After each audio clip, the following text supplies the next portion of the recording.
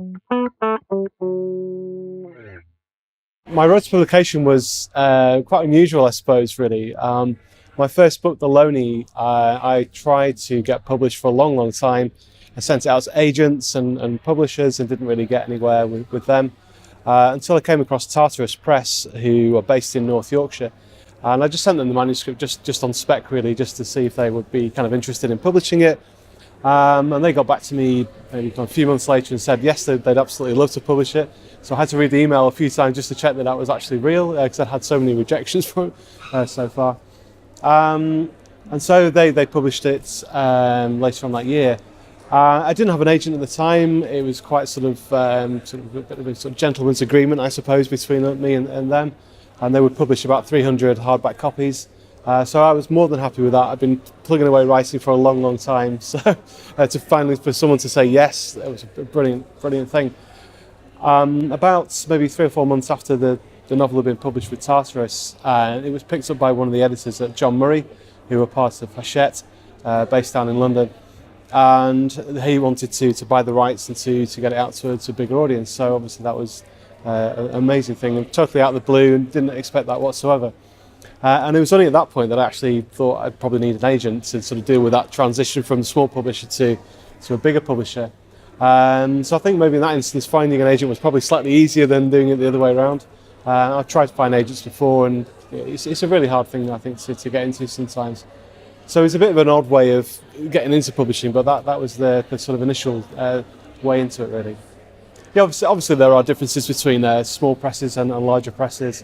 The bigger publishers obviously tend to be concentrated in London and have a sort of a network of other publishers and agents and outlets for publicity there. And obviously they have more money for marketing and that kind of thing. So there are differences, obvious differences between the two. But I think in terms of the attention to detail and the process of editing and the process of publication, they were both, I think, as attentive and as interested in me as a writer, and as interested in promoting my work, and as interested in and knowledgeable about their markets that they're publishing for as well. They're very different. I mean, Tartarus have I suppose more of a niche market. They tend to publish and try to sell their books, I suppose, to people who are more interested in the kind of weird fiction and the supernatural and the uncanny, whereas John Murray have maybe a more sort of a bigger audience in mind. But I think the experience with both has been different, but I think equally rewarding. I would just say keep going. That's the main thing. I think there's a great temptation to feel like you're not good enough, or that you want to give up, or it's never going to happen, or that there'll never come a point where you can press print on your printer and a novel will come out.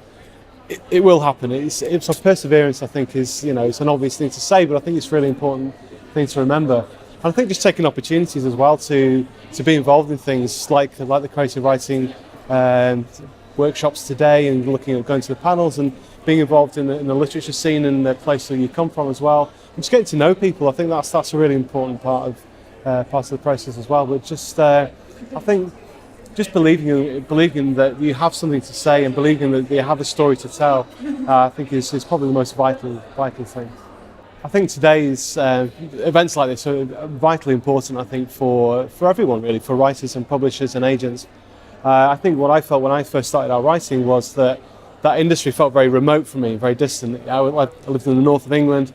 It felt very much that it was concentrated in London, and access to agents and publishers felt very difficult. So I think events like this are really important, to places to network and get to know people. And just having the opportunity, I think, to pitch your ideas to people who can have some influence on whether or not you carry on writing, I think can only be a good thing for everybody. The panel I was on this morning was about something called the story behind the story. So it was really about how our own experiences as writers inform what we write about, whether that's memoir or whether it's fiction. How much of yourself you put into your characters, how much of yourself you put into to the story that you're telling. It generated some really interesting discussion about sort of where characters come from, and that's one of the most interesting questions that was asked, really, about where do your characters come from? Are they you? Are they somebody else? Are they based on people that you actually know? Are they amalgamations of different people that you've met in your life? And also I think that idea about the sort of maybe the kind of ethical considerations as well, particularly if you're writing memoir. about how you represent people that you know and people that are still alive. So I think that in particular throws up some quite interesting sort of structural questions as well.